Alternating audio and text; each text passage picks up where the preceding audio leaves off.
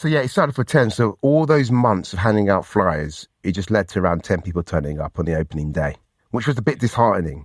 But what I steadily realized that if that secret sauce is there, if people really understand what it is that you're offering, and it's a unique principle in its own right, then it would instantly build momentum. And that's exactly what happened.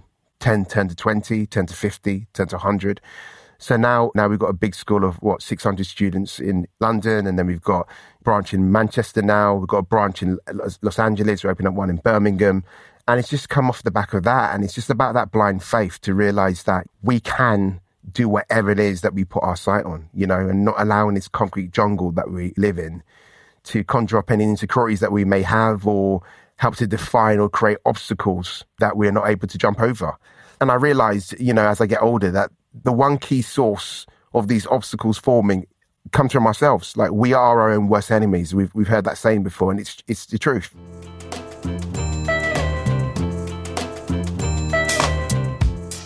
Hello, I'm Tunde, and welcome to How I Crushed It, the podcast that shines a light on talent in the community. On the last episode, I said that we had a big guest coming up, and I wasn't lying. My guest today is Femi Oguns, the founder and CEO of Identity School of Acting and the Identity Agency Group as well, the acting agency.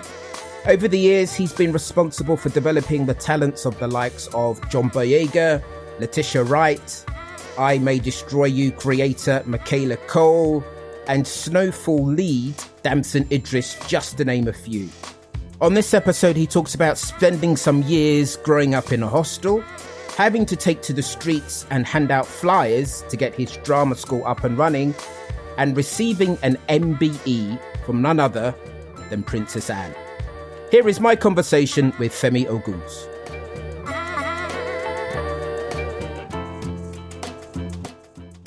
So, Femi, welcome to the podcast. Thanks very much for agreeing to do this. I know you're extremely busy. How are you doing today? No, I'm very well. It's an absolute pleasure. Thank you so much for asking me to join. No problem at all. The pleasure is all mine. Now, I know you've spoken quite a bit, particularly about your various businesses. I know you've done TED Talks and so forth, but I don't think there's so much known about you and your earlier life. So if we go right back to the beginning, in terms of, where you were born and so forth, where did you actually grow up? So I was born in St. Mary's Hospital in Westminster. I used to think that was a badge of honor, just to tell people that you're born in Westminster, so they just think you got more money than you actually had. That was great. So I'm the eldest of four. So I grew up around the Harrow Road. That's near Labrador area since the age, for the first 10 years of my life. And then we tended just to move around the country, move around London, really. So we went from West London, we was in Harrow Road, and then we moved over to Randolph Avenue, Maida Vale. From Maida Vale, we moved over to Northolt, which was deep west in London. And then from Northolt, we moved over to Harrow. And then I became a big boy. And then I decided to leave the nest. And then my journey took a different course, which was an interesting one. I can tell you about that a bit later. But yeah, that's pretty much it. Okay, good to know. And like myself, you've got a Nigerian background. I believe your dad was born in Nigeria. Your mum was born here, but she's of Nigerian heritage. What impact did the Nigerian heritage have on your upbringing? I mean, what I would say is, it's had a major impact, but I think we struck a really, really nice balance, having the fact that, my mum is also Nigerian, but also born here. And my dad met my mum here because my dad went to university and that's how they met. It's just great because it's like a fusion of two different cultures, which leads to a very good upbringing in a way, a nice balance whereby as kids, and not to generalize by any sense, it wasn't like a regimented household. Don't get me wrong, it had that, that discipline that was installed in that, which I feel as though is filtering into the way I'm bringing up my kids. But within that, we were allowed to have a voice and we're allowed to express ourselves, which was really, really wonderful, which has led to us being a really, really tight-knit unit. So it's been wonderful. It's been really, really good. Great marriage of cultures. And you went to an all-boys school. How was that? How did you find going to an all-boys school? The reason why I laugh at that is purely because anybody that goes to an all-boys school, what I'd like to say is that you do come out really, really strong. So for those who don't know, I'm 5 foot. I like to believe I'm 5'8", but some people might argue 5'6". And the reason why that's such an important thing to just draw on is because, as you know, going to an all-boys school, there's a lot of energy all over the place, and you basically got to fight your way to the top. So it's one of those ones where every single year, because of my height, I found myself having to fight for survival.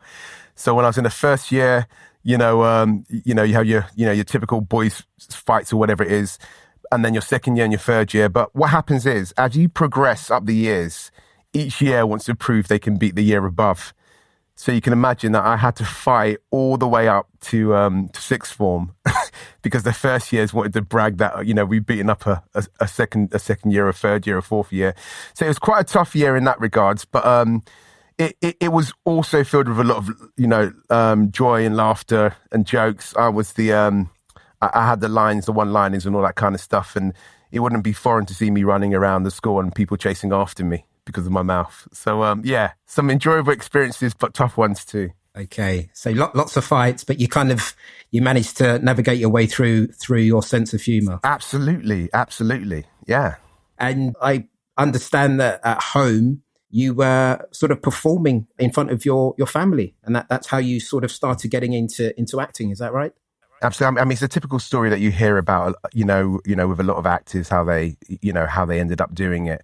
But I think that the first time that it really, really touched me, just in terms of bringing joy, to people in the mass, was just seeing my dad when I used to walk around the marketplace in Labra Grove, and everybody used to shout out, "Abby, Abby, Abby, Abby!" Like he's like a mini celebrity on a Saturday morning going through the market. Everybody knew his name, and they just absolutely loved him. So just seeing the warmth there and the connections there, that might have been one of the major events in my life that made me go, you know what, I want to be able to touch people the same way my dad did, and become, if you like, a mini celebrity in a very community sense of the words. And then from that, it just came to that typical thing of performing in front of the family, during Christmases and all that kind of jazz, and trying to make them laugh, and they'll probably politely laugh just to make you feel as though you've got a skill or whatever it was. But no, it was, it started with that. And then that led to you attending acting classes at Tallowa Theatre. Correct. So after, so what I used to do, I used to go to, obviously in a boys' school and all that kind of jazz. And then during the summer holidays, rather than go and, just relax in the sun and enjoy myself, I used to just commit myself to this wonderful, wonderful summer program called Tallowa. And I've done that for many, many years. I've done it with one of my best friends, Nonzi, who you should know probably very well in Sweet Tooth and Game of Thrones and all that kind of jazz. But we used to commit our summer holidays to that. So for many a years during that time, I didn't really know what it was like to be out after school during the summer, playing around with the friends and all that kind of jazz, because it was committed towards that. And it was under the guidance of a wonderful, amazing woman called Greta Mendez, who coincidentally, she actually works at the drama school that I run. But we can get into that a bit later. But yeah, that's it. Tallowa Theatre Company. It was a wonderful space, and they're still going. Yeah, I haven't been to some of their shows for a while, but I'm definitely aware of them, doing great work over the years. And going back to yourself, I mean, that kind of led to you going to drama school. I think it was in the year of 1997. You decided to bite the bullet and spend 3 years at drama school. How was your experience of drama school? Because I know for different people, it can be quite daunting. For some drama schools, they really deconstruct you and then build you back up. I mean, how did you find it? Absolutely. You say bite the bullet. I did bite the bullet, and I cracked a wisdom tooth, to be honest with you. So it was one of those ones where I actually didn't complete a whole 3 year. And maybe it was down to the luxury of being able to get an agent, which I got from the Tallowa Theatre program at the time. That probably helped matters in terms of the decision. And that was purely down to the experience that I had when I was there, which led to me creating Identity School of Acting. I mean, the reasons as to why is because I just felt it was a very polarized segregated kind of environment whereby you can imagine 1997, I'm not acting like it's 1967, but it's far off from where things are right now, just in terms of them understanding other cultures, them embracing other cultures. They're not allowing individuals to be defined by the way they look. And that's exactly what I had to experience. And I remember sharing the actual space with one other actor of colour who found that in order for him to survive, he had to disassociate himself from me. But I know that he was going through the same kind of pressures and obstacles, that I was. But I decided at the time, you know what, this is not for me. And as I said, that I had the luxury of having an agent at the time. So I decided to turn my back on that and then go to university, where I decided to study race and culture studies with performing arts. So it's just so interesting that going through that field, how it led to creating the school that I did. So you decided, I think you went to Middlesex, is it Middlesex University? Correct, yes, yeah, with David Jassy. Ah, I see. Yeah, okay. Yeah, we know, and it just so happens now I'm his agent, which is a wonderful thing. Brilliant, so full circle. How did you find the course? Because I guess it's because you're doing race culture at the same time, it's not all practical. I guess it's quite theoretical at the same time. Yeah, I found it as a release. I mean, I was able to fortunately strike a nice balance between, working professionally whilst also studying. So I don't feel as though I really got to really miss that full-time practice of actually, engaging in the performing arts. I think it struck a really nice balance. I was, the experience that I had made me really passionate about wanting to understand about race and culture and everything in between. But being able to blend that with, still the love for the arts and wanting to get a qualification out of it, I just think I just struck lucky with that. So, no, it was a great experience, and it's a great way for me to meet people that look like me, as well as be able to, expand my social circles, which was great. It was wonderful. And at that time, during the university years, did you have a notion that you were definitely going to become an actor once you graduated, or were you in two minds? Yeah, I always thought, because I mean, don't get me wrong, I'm very, very different from 1997 to now. I'm a different person altogether. But I think a bit of ego also played into it. Not played into justifying the treatment that I was subjected to at drama school, but ego in the sense that going to an all-boys school, I have to admit, I didn't have as much contact with the opposite sex. So that was a great opportunity for me to be able to, go there, become famous, whatever it is, and then, just have so many women throwing themselves at me, and it never ever happened. It never happened, Akira. But that's where, university lifestyle kicked in, and also the practice of, doing it professionally. So no, I was fortunate in many ways. I mean, we joke about that reason for getting into acting, but, it's definitely a reason that Marlon Brando used famously, when he was asked, why did you get into acting? It was to become attractive to females. And I know you've spoken elsewhere that was one of the reasons. That was one of the reasons you got into acting as well. It wasn't. I had a natural talent for it, I have to say. I had a natural talent to get it right. But that was an absolute advantage and a half. So for me, look, I'm a very, very candid speaker. But within that, it's about making sure you walk that fine line. I'm not going to shy away from the truth. I mean, I absolutely loved acting, as I said, from young. But as I said, it was just a great opportunity for me to basically break any insecurities that I had at the time. The fact that I didn't engage, it was pretty much going to an all-boys school and straight home and being a good little boy, whatever it is. Even seeing people with cigarettes in their hands, I used to say, oh, that's naughty. Until I got to the age of 13 and somebody said to me, how can you use the word naughty at that age? So I would say that to a certain degree, I might have lived a sheltered life, but there's no regrets whatsoever. But let's not get it twisted. I absolutely had a love, and I do have a love for the field of acting. I mean, if I didn't, I wouldn't have been able to not only create a wonderful drama school that's doing amazing things, but also represent some of the most, formidable talent that's out there. So I'm sure that's just more than, wanting to mature in that sense. So yeah. Yeah, no, we're definitely going to dip into the drama school and the agency in a few seconds. But I mean, you left Middlesex University and then you proceeded to have a very successful acting career, appearing opposite Dame Helen Mirren in Prime Suspects. acting alongside Dustin Hoffman in Last Chance Harvey. What do you think is the highlight of your acting career back then? I'll probably say that it was working opposite Helen Mirren, even though I didn't know how big Helen Mirren was at the time. And I have to say she was such a wonderful, wonderful, wonderful person to work opposite. She gave so much of her time, so much of her energy. I found myself in a very unique position playing the lead in Prime Suspect at the time.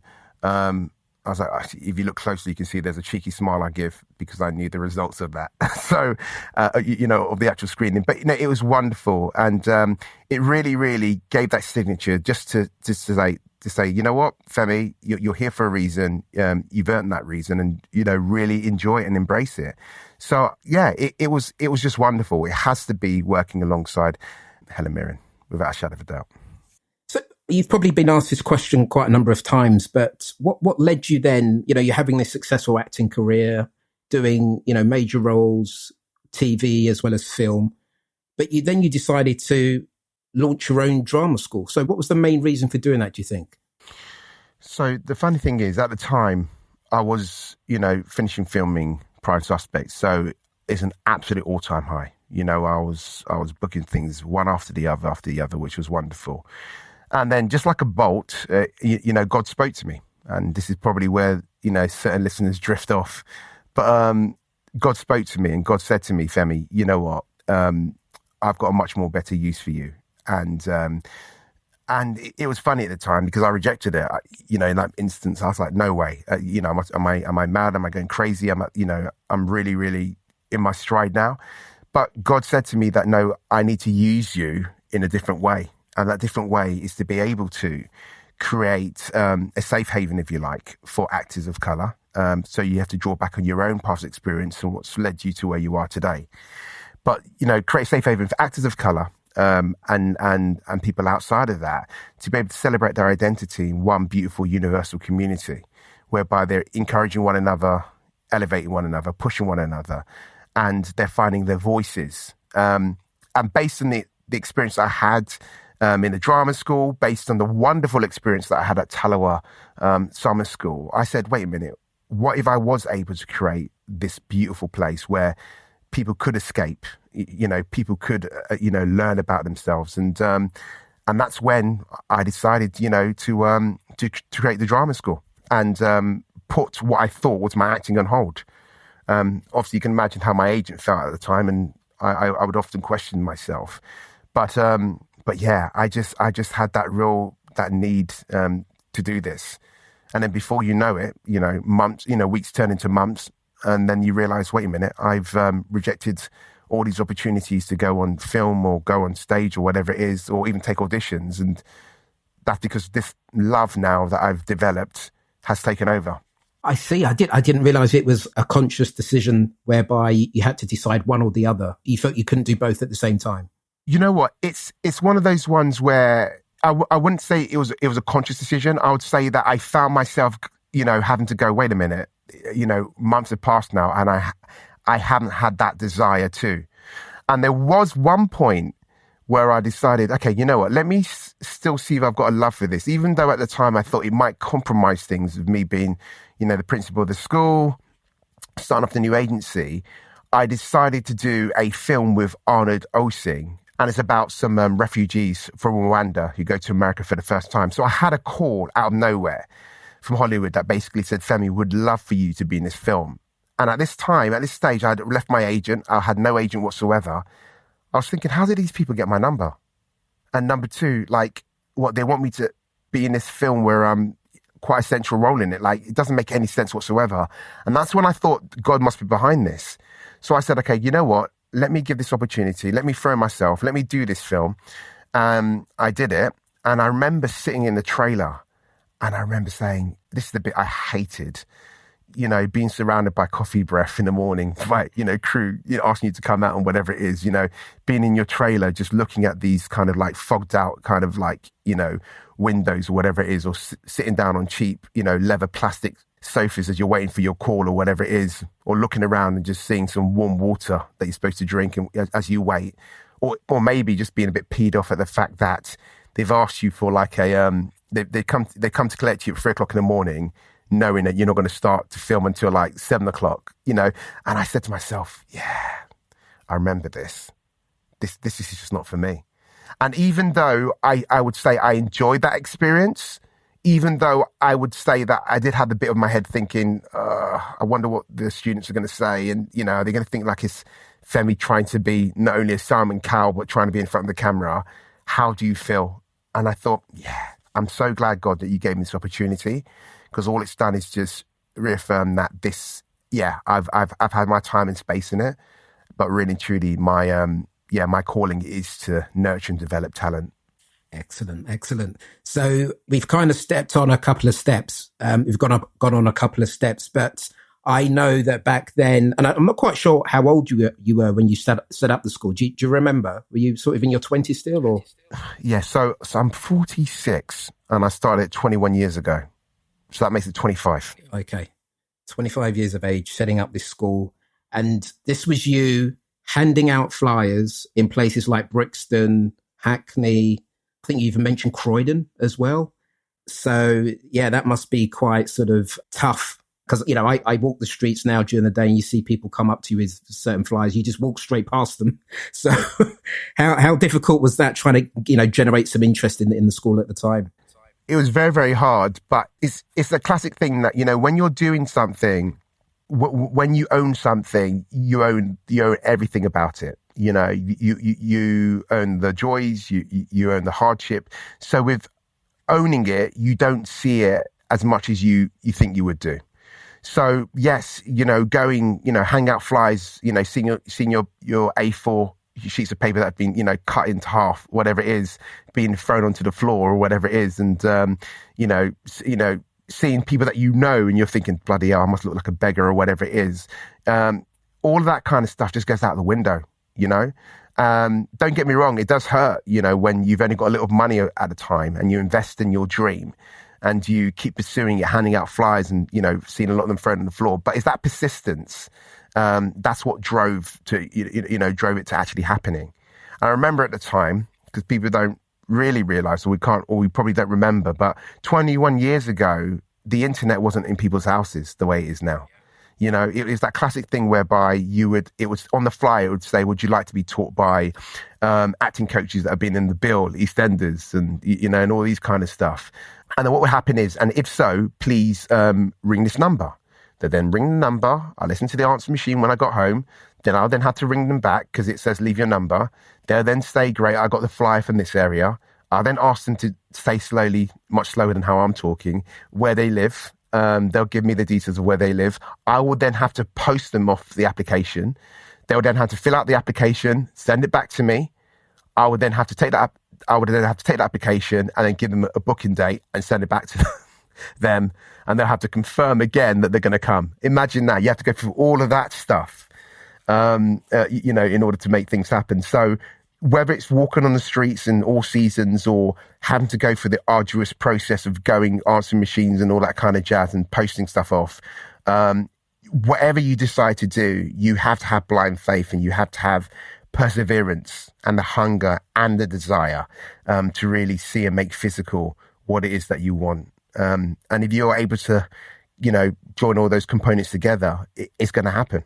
It's as simple as that. We draw our destiny. As my dad likes to put it, we are the architects of our own fortune. So we draw it. We draw the chapters of our book. And not only that, I mean, you talked about people calling in once they've expressed their interest, but I heard that you came up with this kind of alter ego character. Oh, Philip Dempsey, is Philip it? Dempsey, that's right. So how did that go? Say if I was like one of the people that was it quite interested in coming for these acting classes, how would it actually go? Well, what it would be, you have to bear in mind. So they've just been given the flyer from somebody on the street, a good-looking 5'8" guy, right? And there might have been a few words passed, so they've already tagged my actual accent there, and then what would then happen is, obviously, that same person who hands you up flyers couldn't be out of breath answering the phone call, when you ring. So I had to create an alter ego, as you like to say. And what's really, really just interesting about that And in a way, it's a bit sad. Maybe it's based on, my experience in drama schools, or maybe it's just based on my experience navigating the world as a black man and a black African, African British. I know those African Americans are proud to say that, so African British, is the fact that at the time I felt that, being myself wouldn't be good enough, in the sense that for them to gauge that it's a black man answering the phone on the other end, that could possibly put people off. So I created this alter ego, not saying he had an actual ethnicity, but it was one that had, spoke with an RP voice, which I'm not going to do right now because I know what you like, Tunde. I can just tell that you can ask me next. And that's not going to happen. Okay. My heart started beating and I'll start thinking I'm going for an audition. But yeah, I'll put on his voice, that I felt that, allowed these people to let them know it is legit. They can be reassured. And it's not going to be somebody that is going to do any sort of fraud on their name or their address or anything like that. So yeah, that's how that person was born. And don't get me wrong, it's great having an alter ego like that, because it means then that you don't pay them anything, but they work 24 hours for you, and they don't. Yeah, as I said, they don't expect any payment, which is fantastic. So Philip Dempsey was there for quite a number of years until he decided he's thought, hang on a second, how comes I'm working for you for free, mate? and I just turned around and said, because I'm you and you're me. He's gone into retirement now. That's it, he's gone into retirement, never to be seen again. Okay. So, I've read elsewhere that in your first class, you had 10 people turn up. Can you give us some idea as to how quickly things started to ramp up? 10 in your first class, and I don't know, by the end of the first month, or I don't know, how many people did you have regularly coming to the class? So yeah, it started for 10. So all those months of handing out flyers, it just led to around 10 people turning up on the opening day, which was a bit disheartening. But what I steadily realized that if that secret sauce is there, if people really understand what it is that you're offering, and it's a unique principle in its own right, then it would instantly, build momentum. And that's exactly what happened. 10 to 20, 10 to 50, 10 to 100.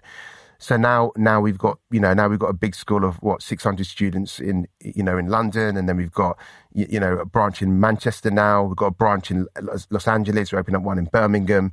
And it's just come off the back of that. And it's just about that blind faith to realize that, we can do whatever it is that we put our sight on, and not allowing this concrete jungle that we live in to conjure up any insecurities that we may have, or help to define or create obstacles, that we're not able to jump over. And I realized, as I get older, that the one key source of these obstacles forming comes from ourselves. Like, we are our own worst enemies. We've heard that saying before, and it's the truth. Like, it's up to you if you want to give power to other people, or it's up to you if you want your power to turn on itself, But most of the time, we create these insecurities, these fears. And then we have to justify it by pasting it on these imaginary people that we feel as though hate us and are creating. But really and truly, it's ourselves. It's a fear of wanting, not wanting to go into the unknown. And you have to be a risk taker if you believe, in your dream. And you believe in wanting to make your dream a reality. And that's exactly what I did. And that's why absolutely anything that I set my sights on, I've been able to make happen, and I will continue to do so. Not because I'm special, or maybe I am, I don't know, I'll leave that to God, but purely because this is an individual that knows that he was made in an image of God, and knows that if we were made in the image of God, that therefore means that he's given us, these wonderful, beautiful powers to make things and create things. And that's what I subscribe to. Definitely risk taker, absolutely. You've proved that time and time again. But also brave. At the age of 25, appearing in front of 10 people and teaching them various things about acting. I went to drama school, as you know, but I would not have thought about doing that at that time. So, yeah, brave, risk-taking, all of those things. And as you mentioned, things started to quickly ramp up. You started getting more and more people interested in the drama school. But at the same time, this is one of the things I've always really liked about you. You've got different strings to your bow.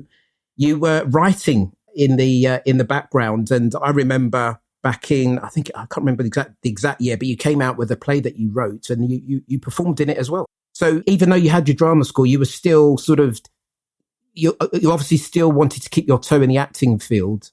But then where did the writing come in? Where was that as part of the grand plan?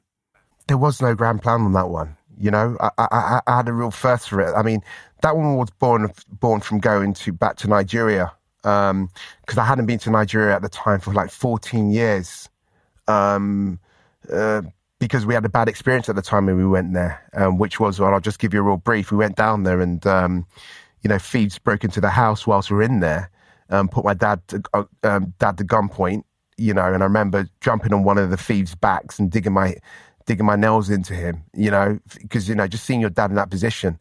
So it was quite it was quite an interesting period. So going back was filled with fear, but nostalgia. And it was absolute beautiful poetry when I went back. And I'm so glad that I made that step. It took that long for the whole family to go back based on that experience. But it was beautiful. It was beautiful. It was poetic. And I was able to, really touch the soil. I was able to take in that air.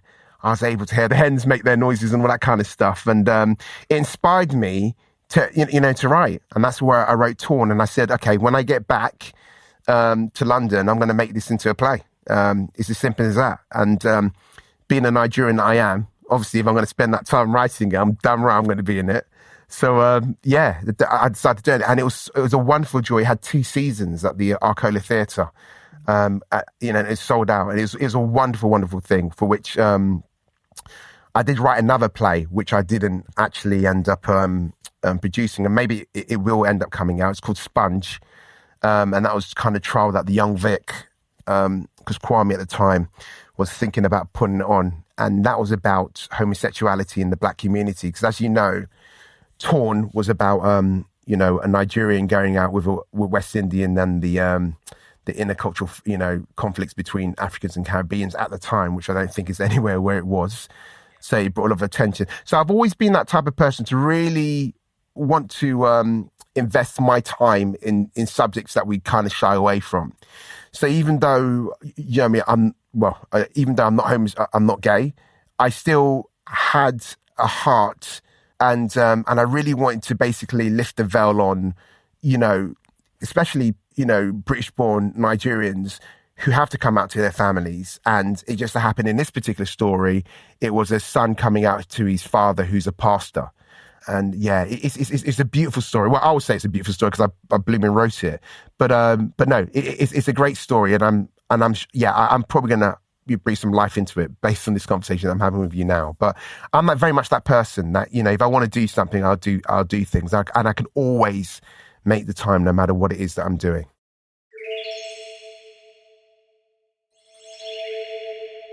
I was just wondering why you didn't pursue the writing a bit more. I know, and obviously you've set up the drama school, and that was really busy for you at the time. But was it just a lack of time, or because I know you had a lot of interest from other theatres to start producing your work, and I think you got a writing agent at the time, didn't you? So yes. What was you've done your research, wow.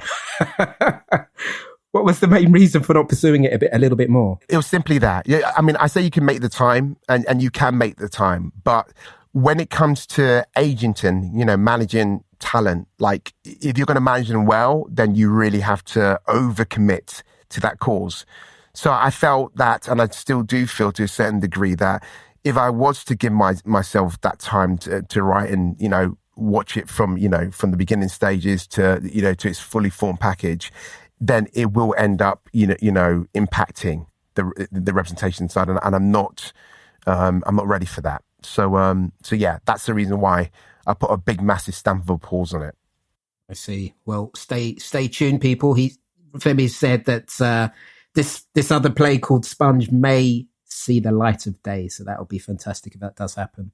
You've mentioned the drama school, and for people that don't know, the drama school has been responsible for producing some of the leading talents in the UK, not just in the black community, but just more generally. John Boyega from Star Wars fame. You've had Michaela Cole. You've had Damson Idris from Snowfall. Letitia Wright from Black Panther. So many names. And what led you to open up the talent agency? Is it just that you could see the talent in front of you doing the showcases and you thought, right, I can't let this talent go to waste? Or was there another reason? Well, originally what used to happen at the school, so we used to run showcases where we would invite agents to come down and watch them. But what was happening is that these agents that were coming down were mismanaging them. And there's nothing worse than investing so much time, energy, and installing the belief in your actors only to basically offload them to people that didn't really understand them and place the same restrictions that they have on their everyday life. What we fail to realize is that this industry that we're stepping into is a magnified version of reality. And with that comes people's, perceptions and stereotypes. So my argument was, how would you expect somebody who doesn't really want to see you as a human being, other than label you, be able to give you access to the kind of roles that kind of transcend race, gender, and so on and so forth? Because, just imagine that, they're at a school where they're nurtured and developed in a way whereby they can become anything. And then only for them to get signed up and then become, holding a knife or whatever it is. So that's when I decided to put a stop to it, 2 years into it, and say, you know what, it's not happening anymore. The only people that are allowed through this door are casting directors, producers, and no longer agents. And the reason being is because we're going to create one of the best agencies that this country's ever seen, and that comes in the shape of Identity Agency Group, and that's exactly what we did.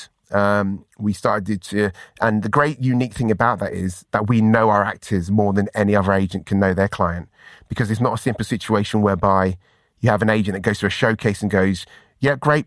I'll take that black one and I'll get that. It's almost like you're in a bloody slave trade. Do you know what I mean? I'll get that one, turn around, let me see your muscles. Okay, great, that's cool. So it wasn't that. It was, I know you by your name. I even know you by your surname. Do you know what I mean? Okay, I know your strength, your weaknesses. You know my strength, my weaknesses. You know that this is a relationship that we're going to have. And we've got the same common goal, which is to disrupt this industry and make history. And I strongly believe that was the real center ground of being able to build such wonderful careers, was the relationship, without a shadow of a doubt. It can't be a coincidence that you've got all these people that are doing magnificent stuff, and it just so happens to come from, a school that's owned by a black guy. Do you know what I mean? It can't be. One, maybe, that's a fluke. But when you're talking about 5, 6, 7, 8, 9, 10, whatever it is, it's a completely different thing.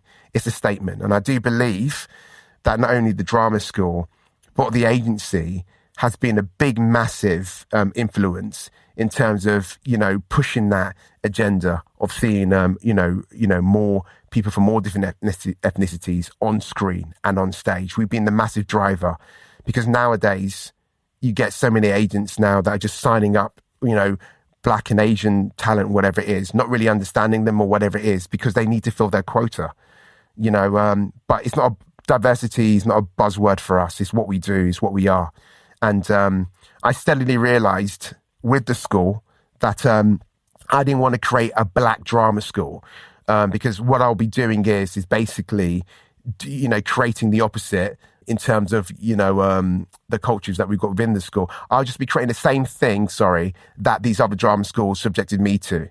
So the great thing about the drama school and the agency is we are diverse in every facet. We've got white, Asian, Middle Eastern, and everything in between at the school, where they're nourishing one another, which is a beautiful, wonderful community. So if you're ever to come to the school or to see the agency, you'd see that. It's just a wonderful collection of people from all different walks of life.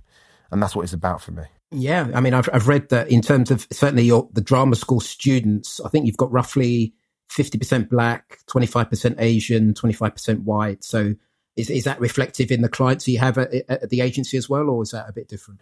Absolutely. It just happens to be that. Like, look, what we can't do is shy away from, and I don't in any way place judgment on it. Like, the fact is, people relate to what they relate to. So if it, for example, was an Asian man that was running a drama school, then I'm sure the numbers would be similar. If it's a white person that was running drama school, I would say it would be similar, whatever it is. So that's not for me to pass judgment. It is what it is. But by the same token, what we stand for is diversity, and is giving everybody the same equal footing within that space.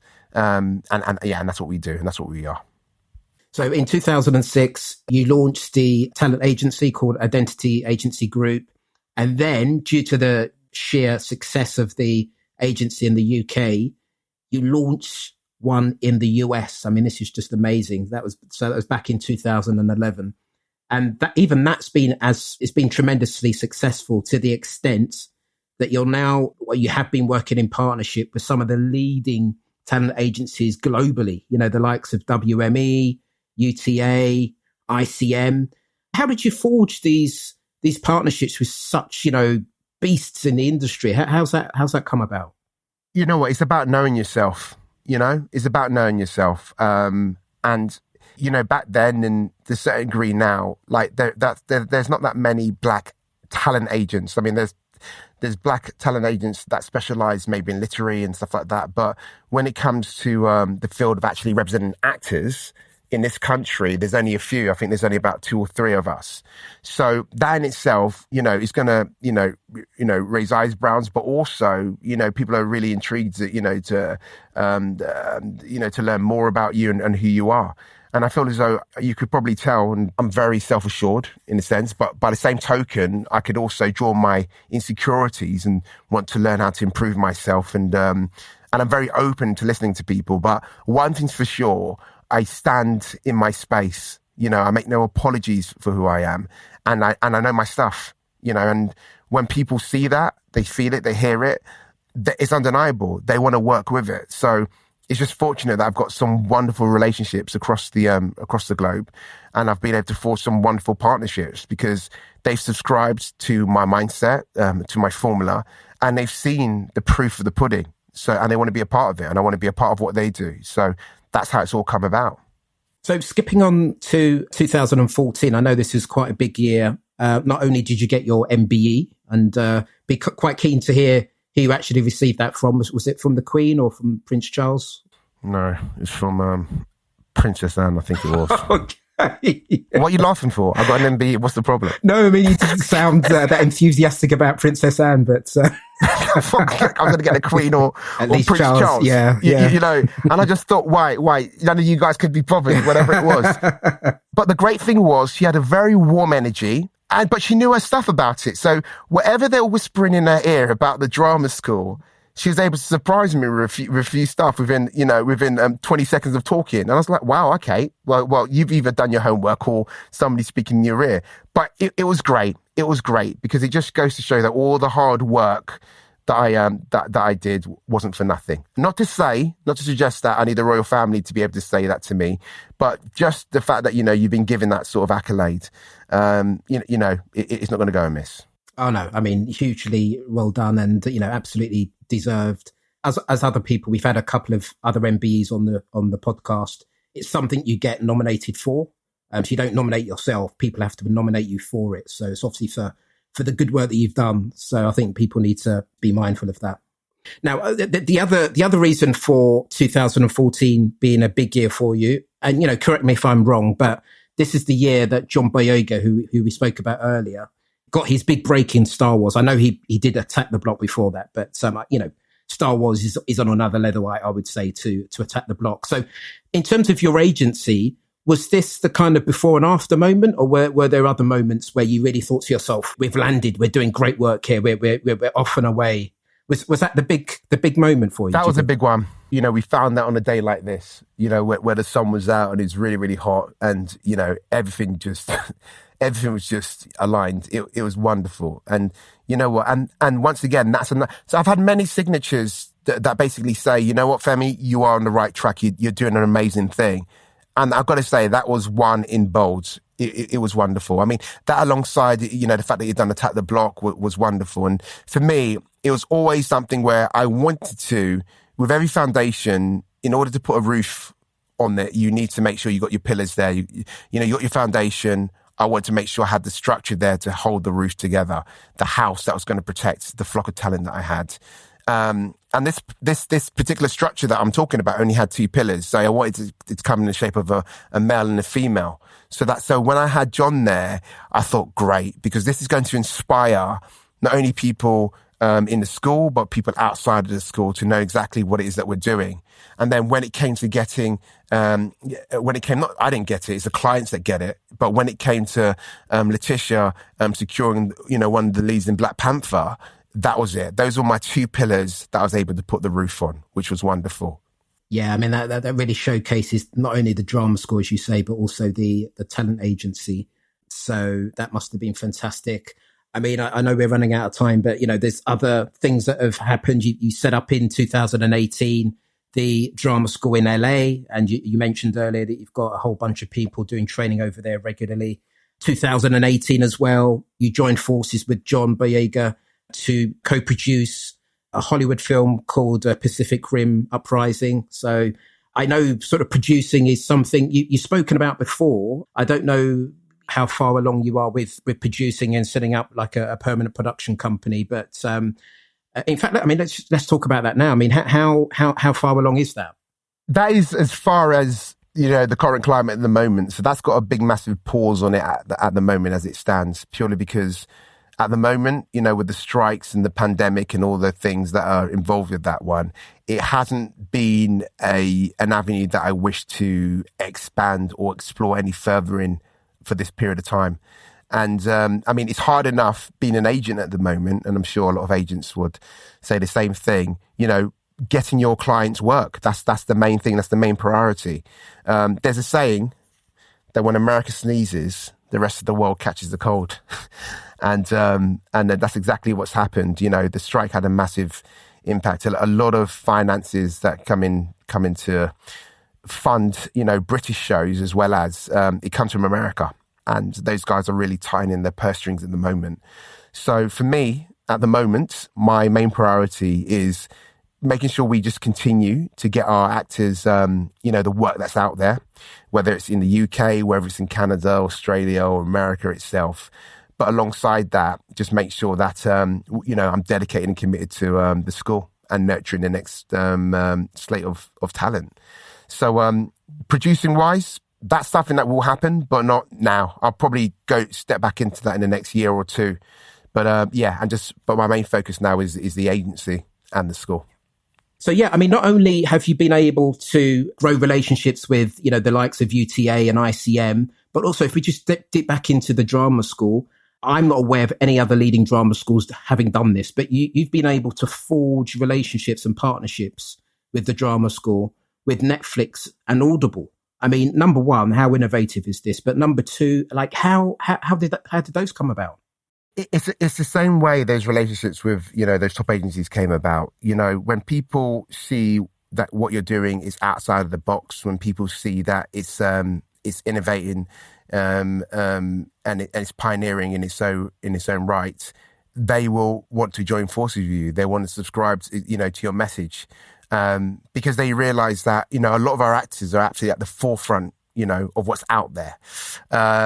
So yeah, I mean, that's pretty much it. It's, we're proud to be aligned with the likes of Netflix and audiobooks and hopefully, fingers crossed, there's going to be some more massive names that are also going to be joining forces, with the school. So, we're very, very happy. And probably that's the reason why we've got so many actors that are doing Netflix shows at the moment, because they believe in what our actors are about. So, it's been amazing. And one of the great things about your school, and I think you've been quite sort of open about this across the years, is the fact that you do keep the fees very low. And I guess this is partly based on your experience at the drama school that you went to. The fees are typically quite high at some of these traditional drama schools. And, you're able to keep them low. You offer part-time courses. I'm not quite sure how you're able to keep the fee so low, do part-time courses, but also keep the lights on and, continue to grow the agency, continue to grow the drama school at the same time. I mean, are you able to sort of go into that in a little bit more detail? Yeah, because the fact is, what we do is we focus on the back end. And the back end is when you have those actors that you're representing, and they end up, booking a series regular on a US show, for example, or a big feature or whatever it is, where they're earning, hundreds of thousands of pounds, whatever it is, for which you get commission on. So our main thing is listen, if you just take care of the talent whilst they're at the school, then you're going to be able to reap the rewards afterwards if you've got the the actual pleasure and honor of being able to represent them. And that's how it is. So it all makes sense. I mean, you're absolutely right. The fees that we charge are very, very low. The reason why we charge such a low fee is to make sure that we have full access to the talent that's out there, so that nobody can, well, of course it's subjective, isn't it? How much one can afford, but we're able to net some people that wouldn't have been able to go to full-time drama schools because they can't afford it. But by the same token is that money that we do get from their fees, you're right, it pays for the big, massive team of staff that we have at the school. We have about 50, staff members, whether that be the acting coaches or theatre practitioners or basically the people that work every single day behind the office, which is about 20 or whatever it is, that are working there. It helps to pay for that, helps to put on the lights. But by the same token, the upside is we have access to talent that a lot of these agents don't have it. And that's why we got the monopoly, and that's why we're able to get so many roles booked, because we got the supply. Great. Now, one question that we ask all of the guests on the show as we're coming winding down, one question that we do ask is, you've had tremendous success in your career, not only in just one field, but multiple fields. How much of your success do you think is down to luck? How much is down to hard work? Or how much is down to your talent? If you had to choose one out of those three. So it is that divine, but I do believe that with God, he'll still say, you know what? I still need to see what you're going to do. Yeah. So he'll give you the opportunity as he does. And then, 20% of it is hard work.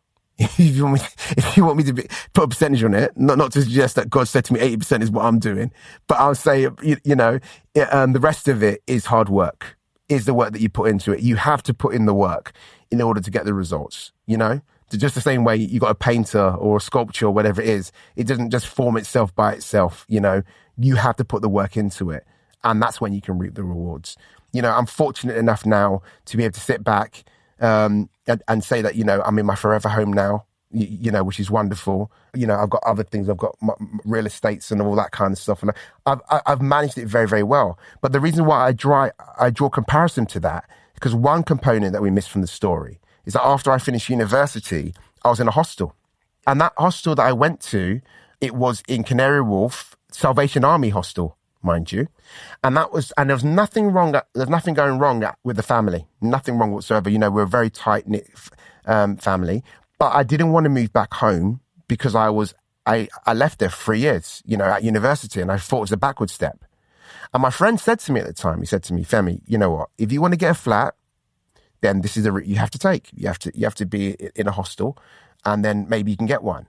And this is bearing in mind, I was in that hostel for 2 years after university, mixing with people that I've never, ever, ever mixed with in my life, coupled with people that I have mixed with.